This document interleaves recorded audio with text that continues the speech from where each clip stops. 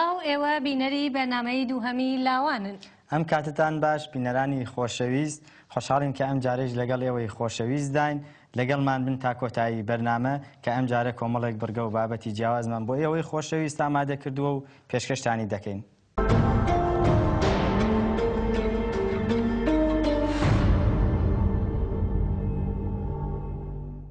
لە سەردەمی ئەمڕۆدا کە مێدیا وەکو دەسەڵاتی چوارم لە هەر کۆمەلگایەک هەژمار دەکرێت و گرنگێکی زۆری هەیە لەسەر سەرجەم چین و توێژەکانی کۆمەڵگا، بەڵام لە ڕۆژهەڵاتی کوردستان و بەتایبەت توێژی لاو تا چەندە لاوان توانیویانە کە پەیوەندی خۆیان بە مێدیا ببەستنەوە؟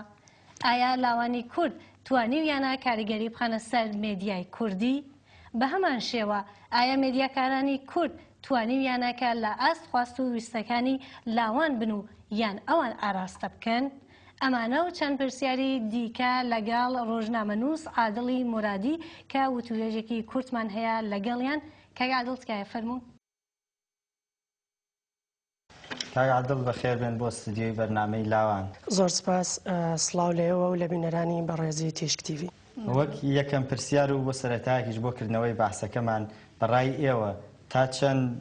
ڕاگەاندن دەتوانێت کەناڵێکی پەروەردەیی بێت و چۆن دەتوانێت کاریگەری لەسەر بیر و هزری لاوێکدا بنێت؟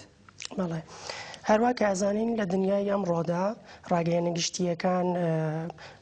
زۆر لە ناوی کۆمەڵگادا کاریگەری و نەقش و ڕۆڵێکی زۆر بەرچاویان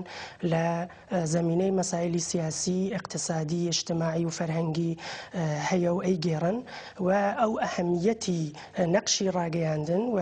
ڕاگەیەنەگشتیەکان بە حەدێکە کە دانشمەندان لە تەقسیمبەندی تاریخی تەمەدونی بەشەری لە حازیان کردووە. ئالوین تافلەر یەکێ لەو دانشمەندانەیە کە ئەڵێت تەمەدونی بەشەری بە سێ مەرحەلە تەقسیم ئەکات و ڕاگەیەنەگشتیەکانیش لە یەکێ لەم مەراحلانە جێ ئەدات بەو شێوەیە کە تەقسیمی ئەکات بە سێ مەرحەلەی کشاوەرزی، مەرحەلەی سەنعەتی، مەرحەلەی فەراسەنعەتی و مەرحەلەی فەراسەنعەتی یا عەسری ارتباطات و اطلاعات. لە دنیای ئەمڕۆدا یعنی بە عەسری سولتەی ارتباطات و اطلاعات ناودێر کراوە و قدرەتیش معمولاً لە دەستی ئەو حکوومەتانە یا ئەو کەسانەیە کە ئەو ڕاگەیەنەگشتیانە لە دەستیانە. بەڵام کاک عادڵ لە بەرچاوگرتنی ئەو گرنگەی کە ڕاگەیاندن لە سەردەمی ئەمڕۆدا هەیەی لاوانی ڕۆژهەڵاتی کوردستان ئەوان بە تایبەتی چەندە توانیویانە کەڵکە لە بەهێزی ڕاگەیەنەکان بگرن، بە تایبەتی چەندە توانیویانە لە ژیانی خۆشیانە پراکتیزەی بکەن؟ بەڵێ، هەروە کە ئەزانین لە ڕۆژهەڵاتی کوردستان ئێمە ئەحزابمان نییە، یعنی لە ناوخۆی وڵات ئێمە ئەحزابێکمان نییە کە بتوانن تاسیرگوزار بن لەسەر بیرڕای گشتی خەڵک و هەروە کاری ڕێکخستن و شتانی دیکەی مربوط بە ئەم بوارە بکەن و ئەنجام بدەن. بۆیە لەم یعنی خەڵکیش انتزاری لە یعنی ڕاگەیەنەگشتیەکان ئەتوانن نەقشی ئەحزاب لە ڕۆژهەڵاتی کوردستان بگێڕن و بتوانن ئەو کاری ڕێکخستن، کاری ئاگاهیدان بە بیرڕای گشتی و هەروە شەفافسازی، بەرمەلاکردنی ئەو گەندەڵی و ئەو انحرافاتە کە لە جامعە و بەتایبەت لە دەسەڵاتدارانی کۆماری ئیسلامی و هەروەها ئەو بەرپرسانەی کە لە ڕۆژهەڵاتی کوردستان لەلایەن کۆماری ئیسلامیەوە دیاریەکرێن ئەتوانن ئەو کارانە بکەن، ئەتوانن بەرمەلایان بکەن. بەڵام کاک عادڵ ئایا لاوانی کورد دەتوانن پەیوەندیان هەبێ لەگەڵ مێدیا کوردیەکانە؟ هەروە کە ئەزانین ڕۆژهەڵاتی کوردستان لە ژێری سولتەی کۆماری ئیسلامیدایەوە، کۆماری ئیسلامیش بۆ بەرەو پێشچوونی مەبەستەکانی خۆی ئەو فەزایەکی زۆر ئەمنیەتی لەسەر ڕۆژهەڵاتی کوردستان حاکم کردووە. هەروە کە ئەزانین ئینتەرنێت لەوێ زۆر لە ماڵپەڕەکان بەتایبەت ماڵپەڕە کوردیەکان و بەتایبەت هینی ماڵپەڕەکانی ئەحزابی کوردی هەمویان فیلترن و سرعەتی ئینتەرنێت زۆر لە خواردایە و هەروەها بۆ کاناڵە ماهوارەیەکان و بۆ شەبەکە کوردیەکان بەتایبەت پارازیتی خستوەتە سەری ماهوارەکان و خەڵکی ڕۆژهەڵاتی کوردستان زۆر بە سەختی یا زیاتر لە بازی پارێزگا زیاتر ئەو پارازیت و شتە بوونی هەیە و لاوانی ئێمە و هەروەها خەڵکی ڕۆژهەڵاتی کوردستان بە باشی ناتوانن ئەو ارتباتە کە ئەبێ لەگەڵ مێدیا کوردیەکان بیگرن و هەیان بێت بەداخەوە ئەو ارتباتەیان نییە و ناتوانن بە شێوەیەکی زۆر باش بە شێوەیەک بتوانن ئەو کاریگەریە متقابل بێت ئەو ارتباطیان هەبێت بەداخەوە ئەو ارتباطیان ئێوامێش هەڵەگەڕێتەوە بۆ کاربەدەستانی کۆماری ئیسلامی و سیاست و ئەهدافێکی خاص کە لە ڕۆژهەڵاتی کوردستان هەیەە سەبارەت بە خەڵکی کورد. میدیاکاران چۆن دەتوان لە ئاست ئەو خواست و چاوەڕوانیانە کە لاوێک هەیەی بتوانێت ئاراستەی بکات؟ مێدیاکار بەڕای من ڕاگەیاندنکارێکی باش کەسێکە کە بتوانێت زەرورەتەکان، زعفەکان و نیازەکانی ڕاگەیاندن و هەروەها مخاتەبەکەی خۆی بناسێت و بتوانێت لە کناری ئەویشە خۆی بناسێت، نقطە زعفەکانی بەرتەرەفکە، زەرورەتەکان بناسێت و ئەوان سعی بکات بۆ ئەوەی کە ئەوان زەرورەتەکان ڕەف بکات. لە کناری ئەویشە بەڕای من ڕاگەیاندنکار ئەگەر ئەخلاقی حرفەیی لە کناریانە بێت ناتوانێت ڕاگەیاندنکارێکی باش بێت، یعنی ئەبێت بتوانێت ئەو نەجورئەت و شەهامەتی هەبێت کە بتوانێت واقعیاتی جامعەی خۆی بەتایبەت واقعیاتی جامعەی ڕۆژهەڵاتی کوردستان کە ئێمە هەروە کە ئەزانین جامعەیەکی پاشکەوتوو نییە و هەروەها پێشکەوتویش نییە. ئێمە لە مەرحلەی گوزارداین، لە مەرحلەی بە قۆڵی معروفە فارسەکان ئەڵێن دەرحاڵی تەوسعین و ئەمە ڕاگەیەنەگەشتیەکان بەتایبەت مێدیا کوردیەکان ئەتوانن نەقش و ڕۆڵێکی زۆر بەرچاویان هەبێت. لە بەرچاوگرتنی ئەوەی کە وتان لە ئێرانە زەخت و گوشارەکەی هەیە لەوەی کە لە ئینترنێتە سۆڵەتێکی کەمی هەیە گرانبوونەکەی یا ئەوەی کە پارازیت و بەگشتی ناتوان دەسترسیان هەبێت، مێدیاکارانی کورد چی بکەن بۆ ئەوەی بتوانن ئەو بەر بە کۆمەلگاکان و بە تایبەتی لەسەر توێژی لاودای بنن؟ بڵێ ئەوە هەڵەگەڕێتەوە بۆ ئەوەی کە ئەو مێدیاکارە ئەو ڕاگەیاندنکارە چەندە بۆ کارەکەی خۆی ئەهەمیەت قائلە بێت و چەندە بۆ ئەو شتەی کە بەڵاو یەکاتەوە بۆ ئەو شتەی کە ئێرایی ئەدات بەهای پێدات و ئەرزشی بۆ قائلە بێت و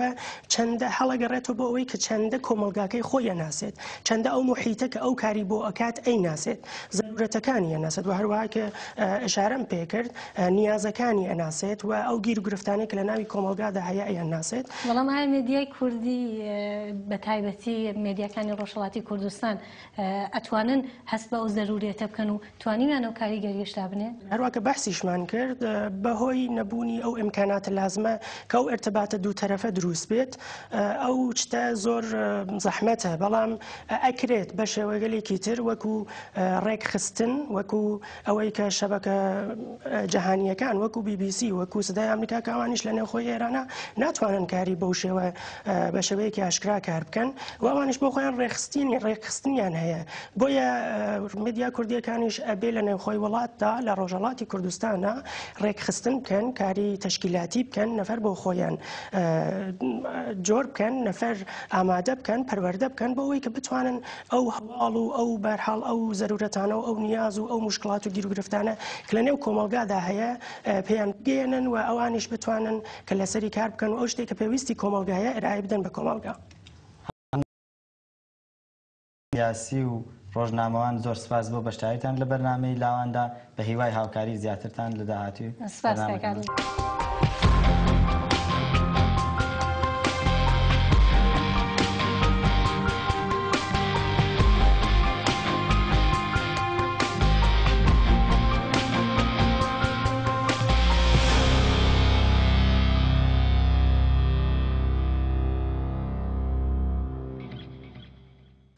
بینەرانی عزیز، هەشتی خەزاڵوەر یان ئابان لە ئێران ڕۆژی نەوجەوان یان بەسیجی دانشاموزیە. هەروەها 8 تا 13 ئابان بە هەفتەی بەسیجی دانشاموزی ناوزەت کراوە کە هۆکاری دیاریکردنی ئەم ڕۆژەش دەگەڕێتەوە بۆ ساڵی 1359 لە کاتی شەڕی ئێران و عێراق، کاتێککە حوسێنی فەهمیدە مێرمنداڵی تەمەن 13 ساڵان خۆی لەژێر تانکە عێراقیەکان تەقاندەوە. بەڵام لێرەدا و پرسیارە دێتە ئاراوە، ئایا بەرەکانی شەڕ شوێنی منداڵانە؟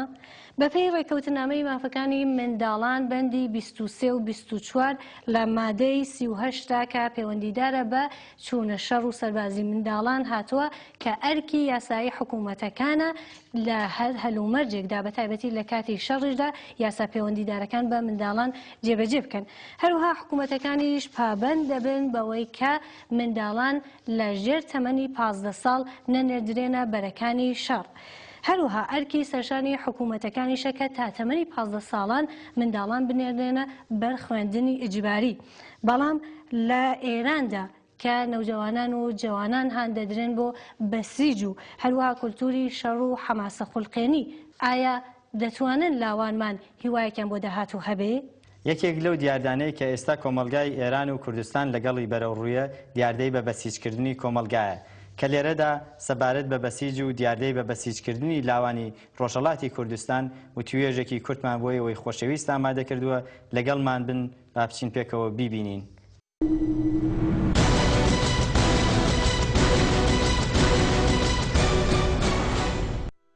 وشەی بەسیج بە واتای بەڕێوەبردننی کارێکی بە کۆمەڵە کە چەند کەس لە نێو خۆیاندا هاوەهەنگی دەکەن. کۆماری ئیسلامیش دوای کە هاتە سەرکار بە کۆپی وەرگرتن و ئۆلگو وەرگرتن لەو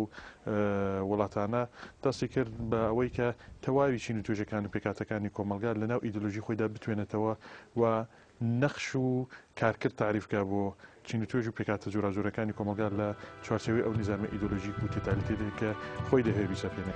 بەڵام دروستبوونی بەسیجی دانشاموزی و بەسیجی دانیشتجویی دەگەڕێتەوە بۆ ئەو کاتەی کۆمەڵێک بەسیجی لە ژێرناوی جیاجیادا لە دوای کوژرانی حوسێن فەهمیدا لە تەمەنی 13 ساڵاندا لە شەڕی ئێران و عێراق خۆی خستە ژێر تانکی عێراقیەکانەوە. لە دوای شەڕی ئێران و عێراق کارکردی بەسیج فەڕە دەکا و لە ڕاستیدا کۆماری ئیسلامی ئەو جارەی لە دوو ڕوانگەوە بەسیج بەکاردێنێ. یەکەم ئەوەی کە بۆ ئاهدافی ئەمنیەتی و پاراستنی دام و دەستگاکانی و خۆی و دووەمیش دەیەوێت کە وەک هێزێکی کاری بە قەول هەرزان بایی کە لە پرۆژەکانی کە سوپای پاسداران لە ئێراندا بەدەستی کردەوە ئەو مافیا اقتصادی کە سوپای پاسداران لە ئێراندا بەرهەمی هێناوە لەو چوارچێوەیدا کاری پێ بکە و ئەمەلی بکە. بنکەی بەسیج لە زۆربەی شار و گوندەکان بە هاوئاهەنگی لەگەڵ ئاموزش و پەروەرش هەموو ساڵێک فۆرمی بە ئەندامکردن و بە بەسیجکردنی قوتابیان لە قوتابخانەکان دەدەن و هەوڵی بە بەسیجکردنی تاکەکانی کۆمەڵگا دەدەن. کۆماری ئیسلامی لە کوردستاندا دەست لەسەر فەقر و مەحرومیەت و پێداویستە سەرەتایەکانی خەڵکدا دەنێ. ئێمە دەبینین کە بە بەردەوامی ڕژیمەکانی حاکمەوە بە تایبەت کۆماری ئیسلامی هەوڵی داوە کە کوردستان لە پاشکەوتوی لە هەموو وارەکانی کۆمەڵایەتی سیاسی ئابووری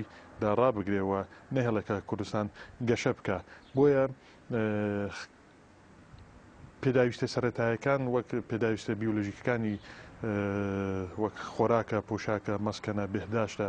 هەموو ئەوانەی کردوتە چەکێک لە دژی خەڵکی کوردستان بە هەموو چین و پێکاتەکانیەوە و دەستی لەسەر ئەو نقطەی داناوە کە ئەگەر کەسێک دەیهەوێ بەهرەمەند بێت لە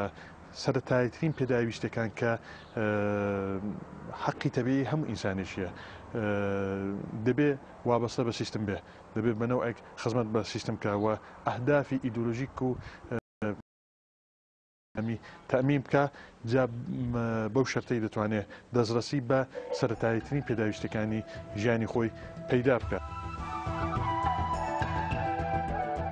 بە بەسیجکردنی منداڵانی قۆناغی سەرەتایی خوێندن یەکێک لە پیلانەکانی ڕێژیمە. منداڵانی تەمەن 6 تا 15 ساڵ لەبەر نەبوونی توانای هەڵسەنگاندن، نائاگەهانە و نەخوازرا و باسانی فریوی ئەندامەتی بەسیجی ڕێژیم دەخۆن و لەلایەن ڕێژیمەوە پەروەندەیەکی بەسیجی بێبنەمای بۆ دروست دەکرێت.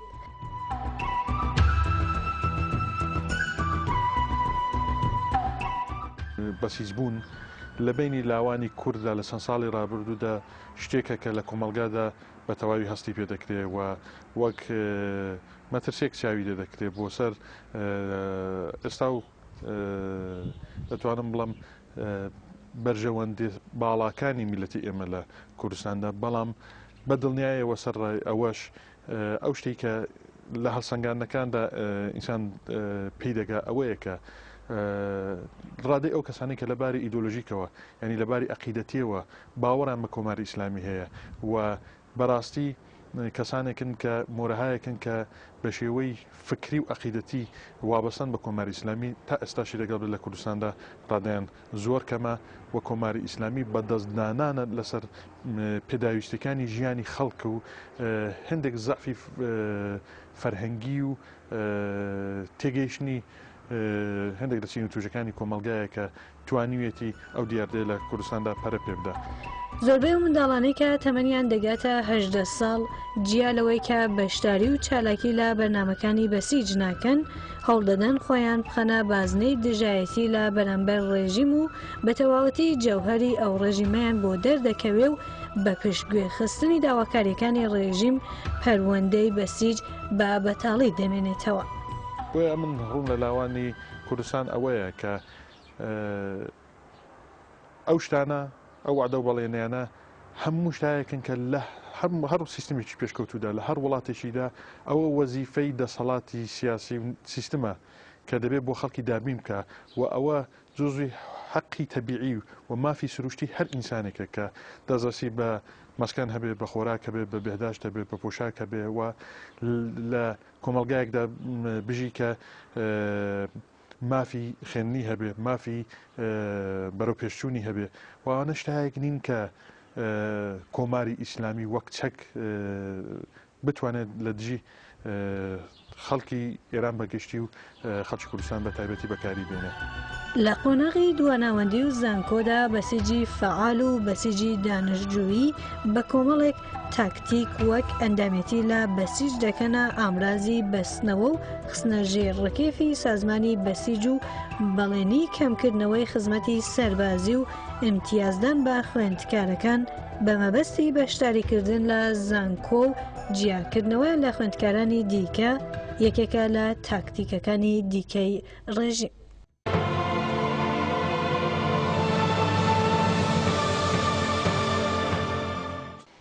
شتێکی کە مافی سروشتی خۆتانە بە نرخی ئازادیتان بە نرخی زەربەلێدان لە شوناسی نەتەوەی خۆتان بە نرخی زەربەلێدان لە بەرژەوەندی باڵەکانی نەتەوەکەمان نابێ ئێمە وەدەستی بێنین و داوام لە لاوانی کورد ئەوەیە کە دەست بدەینە دەستی یەک جار بوو هەمیشە قۆڵی هیمەتی لێ هەڵماڵین و هەوڵ دەین کە سیستمێک بێنینەکەیەوە کە تێیدا کەرامەتی ذاتی ئینسانەکان هەم لە ئازادیدا هەم لە بەرابەریدا دەستەبەر بکرێ و پێویست نەکات بۆ ئەوەی کە ئەمن وەک مرۆڤێک لە کۆمەلگادا بژیم دەبێت دەست بۆ خیانەت لە دژی میلەتی خۆم و قوربانیکردنی تاکەکانی دیکەی کۆمەلگا بەرم.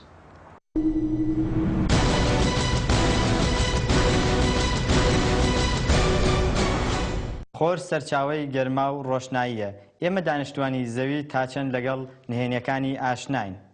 ئایا هیچ شتێک لە خۆربوونی هەیە؟ بە وەڵامی ئەم پرسیارانە پێکەوە بڕۆین ویدیۆیەک ببینین بەڵام بە دقەتەوە سرنجی ئەم ویدیۆیە بدەن. جسمێکی زۆر گەورەی نەناسراو لە خۆر هاتە دەرەوە. وێنەیەک کە دەیبینن لەلایەن بەشی چاوەدێری لە خۆر و چالاکیەکانی خۆر لە ناسا لە ڕێکەوتی 21 ئۆکتۆبر بڵاوبووتەوە لە سایتی سۆهۆ لاسکۆسێتری وەرگیراوە. زانای پرۆژەی سترۆیۆی ناسا جۆ گارمەن پێ لەسەر ئەوە دادەگرێت کە جسمەنە ناسراوەکانی خۆر لەبەر سیستمی تەسویر و شێوەی پاراستنیان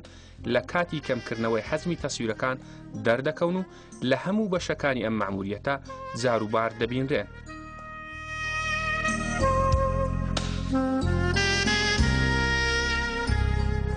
بەڵام بە یارمەتی فیزیکی کوانتۆم ڕەنگە بتوانین وەڵامێکی تر بۆ معەمای جسمەنە ناسراوەکانی خۆر دۆزینەوە. فیزیکدان نەسیم حەمرین پێی لەسەر ئەوە دادەگرێکە جسمەنە ناسراوەکان بە گەورەی زەوی کەشتی فەزایی غێری زەمینیەکان و لە ناو بەعدە جیاوازەکان سەفەر دەکەن و بۆ هاتنە ناو مەنزومەی شەمسی لە خۆر وەکو سیاچاڵەیەکی تەکلایەنەیان دەڕوازەی نێوان ئەستێرەکان کە لە گۆردەگرن. حەمرین هەروەها پێ لەسەر ئەوەشدا دەگرێت کە داتا و زانیاریەکانی پرۆژەی سترۆیۆی ناسا ئەوە دەسەلمێنێت کە تەمەدونەکانی غێری زەمینی بە کەڵک وەرگرتن لە دەڕوازەی نێوان ئەستێرەکان کە لە ناو خۆرەوە و بە سەفینەکانیان کە بەقەد زەوی گەورەیە دێنە ناو مەنزومەی شەمسی. کێشەی تکنیکی لە وێنەکان یان دەڕوازەیەک بۆ سەفینەکانی غێری زەمینی خۆتان بڕیار بدەن.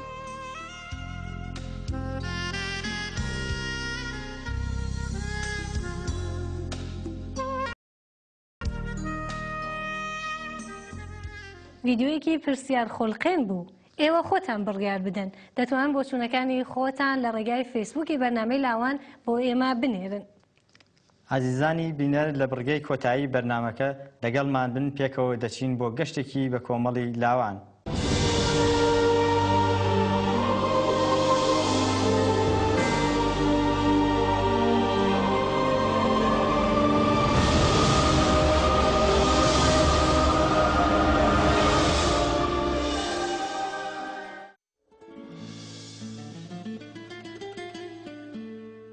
هەر ساڵە لە 12 ئاگۆست ڕۆژی جیهانی لاوان لە سەرتاسەری جیهان فستیواڵ و چالاکی بەربڵاو بەڕێوە دەچێت کە لە هەرێمی کوردستانیش ئەمە چەند ساڵێکە ئەو ڕۆژە یاد دەکەنەوە.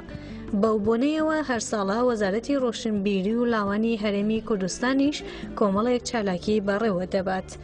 ئەم ساڵیش بەشی فەرهەنگخانەکانی سەر بە وەزارەتی ڕۆشنبیری و لاوان لە ماوەی یەک حوتوودا بەکردنەوەی خێوەتگای لاوان لە تەقدەق بەشێک لە لاوانی زۆربەی شارەکانی هەرێمی کوردستانی لە دەوری یەک کۆ کردەوە.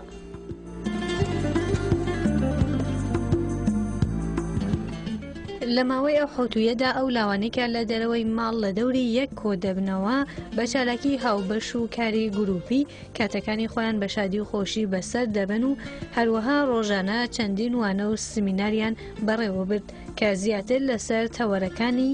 هوشیاری نەتەوەیی، ژینگە پارێزی، بەشداری پێکردنی لاوان لە سیاسەت، ڕۆڵی لاو لە پارلەمان، ئاشناکردنی لاوەکان بە هێماکانی هاتوچۆ و یاساکانی هاتوچۆ،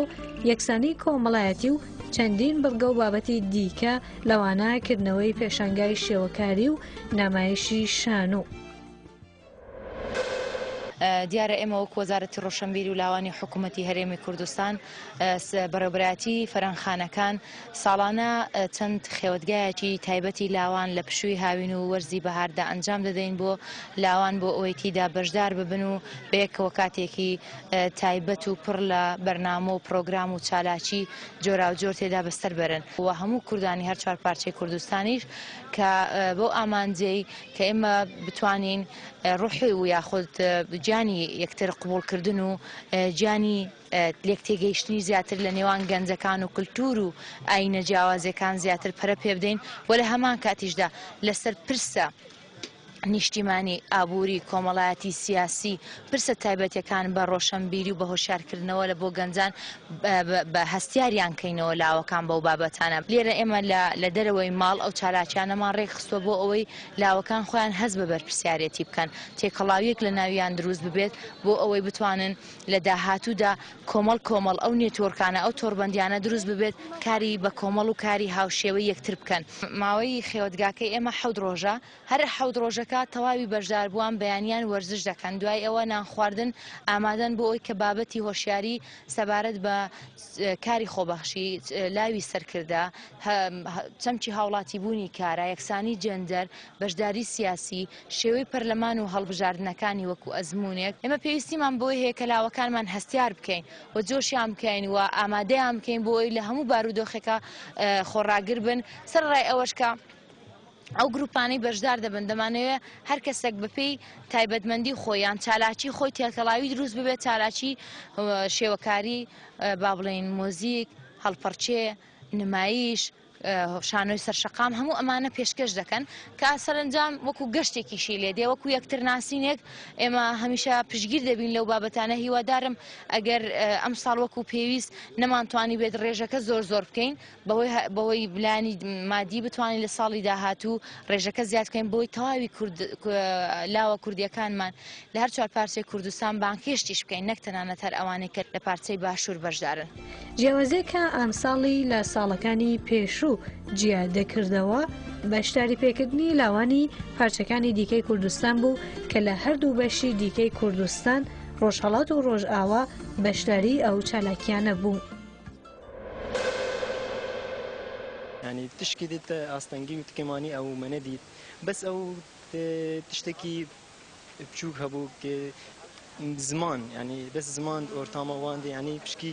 ئەبێ ئەمە گەرلێکی تەنگایی دی ینی محاضرات دی چەند محاضرە هەنێ ینی هەر ڕۆژێ محاضرات دو هەیە ئەم گەلێکی تەنگایی بینن بۆ محاضرە ینی ئەو بزمانی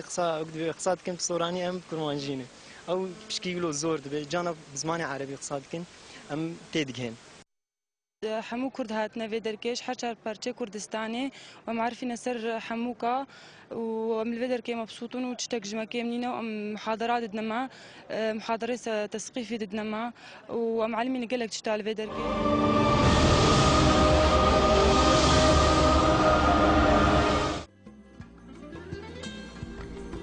بەیان نوێنەرەتی ناوانی ڕۆژهەڵات کۆمەڵێکی ژووکوڕی لاو لە هەردوو ڕێکخراوی کۆمەڵەی ناوانی ڕۆژهەڵات و یەکێتی لاوانی دموکراتی کوردستانی ئێران بەشدار بوون و چەند چالاکیەکان لەو خێوەتگایەدا بەڕێوە برد کە گروپی یەکێتی لاوان جیا لە بەشداریکردن لە سەمینار و وانەکان کە هەر ڕۆژە چەند باسێک بۆ ڕۆشنبیرکردنی لاوان پێشکەش دەکرا لەوێدا بە نەمایشکردنی جلوبەرگی کوردی و موزیک و گۆرانی بەشدار بوون.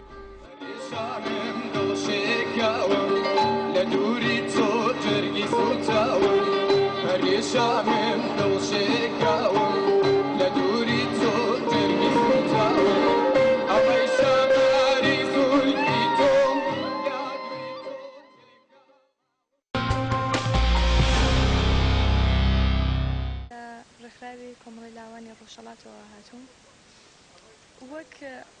وەکە من ئەوەڵبارم بوو لە کەمپێکی ئاوادا بەشدار بوومە وەک خۆم پێم باش بوو پێم وایە گەر دەداهاتوشتا بێتەوە بەرنامانە تاسیری زیاتر دەبێت زۆر باش بوو نازانم بەقیە چەندە بەشداریان کردووە وەلی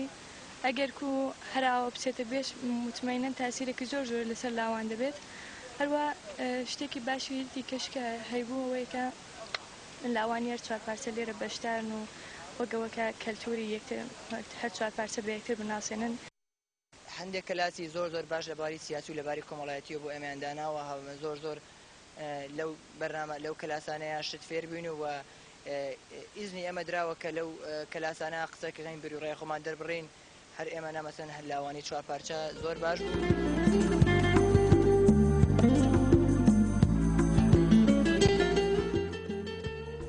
لاوان لەو ماوەیەدا کاتەکانی خۆیان بە وەرزشکردن هەڵمەتی ژینگە پارێزی بەشداری وانەکان و کۆرس و گەڕان لە بنکە و شوێنە مێژوویەکانی شاری کۆیە هەروەها کاری هاوبەشی گروپی بەسەر دەبرد. چاڵاشی دریشمان هەبووە لە مەسەلەی وەرزش و لە مەسەلەی یەکتر ناسینی ئەو لاوانێک کە بەشداریان لەم چاڵاچێ کردووە پێم وانیە جیاوازێکی ینی زۆر زۆر هەوێ بەڵام جیاوازەکە تەنها بووە گرنگی زیاتر بە بواری بەشداری سیاسیدا هەبووە وەکو مەسەلەن لاوی سەرکردە و مەسەلەن لیدەرشیپ کە گەنجی سەرکردەی پێڵێن. جێگەی ئاماژەیە لەو ماوەیەشدا کۆمەڵی کەسایەتی و پارلەمانتار و نوێنەرانی وەزارەتی ڕۆشنبیری سەردانی ئەو خێوەتگایان کرد و هەروها لە ڕۆژی کردنەوەی خێوەتگەکەدا کە سەفی بەرنامەی لاوانیش ئامادە بوو وەزیری ڕۆشنبیری وەرزش و لاوان دکتۆر کاوە مەحموود بەشدار بوو.